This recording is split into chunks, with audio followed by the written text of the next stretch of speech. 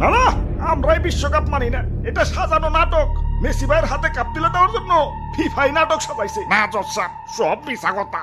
আমার নামে 1 টাকার দুর্নীতি দেখাইতে পারলে আমি পার্লামেন্ট ছেড়ে দেবো। আরে নাটকের কি দরকার, ডাইরেক্ট কাপ তুলে দিলেই তো হয়। হুইটাই অন্য দলের হেনস্থা করে। আরে ওই নেইমার, তোরা বাদ পড়ছস পড়ছস, বাড়ি যায় গা ঢাকা দে। তোরা আমগো পিছে লাগছস কেন? বাদ পড়ছি তো বৈষম্যের কারণে।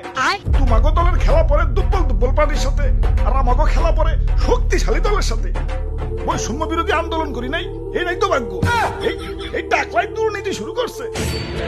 আমার টাকা লাগবে কেন? এই অর্ডার এত চিল্লা চিল্লি খেলা, এটা কি জসকোট না হাট বাজারের চার দোকান? একবারে গণহারে কিন্তু জেলে ঢুকামো সবটিরে। জেলে ঢুকাইলে তো সবাই টাকলারে ঢুকাম। অবজেকশন মাই রড, আমার মক্কেল সম্পূর্ণ নির্দোষ। 2 টাকলা একখানে হয়েছে। অর্ডার আমরা কাউকে পার্সোনাল অ্যাটাক না করি। মেসি ভাই এবং এই টাকলা মানে এই ভদ্রলোকের নামে যে অভিযোগ উঠেছে, এরা নাকি ঘুষ আদান প্রদান করেছে। মেসি ভাই নাকি ফিফাকে কিনে নিয়েছে। এনাদের পক্ষের উকিল হলো দাদু এবং বিপক্ষের উকিল হলো তুতু ভাই। এই কেসটা কিন্তু খুবই সিরিয়াস, ঘুষগুণ সব পুঙ্খানু ভাবে মাপকে।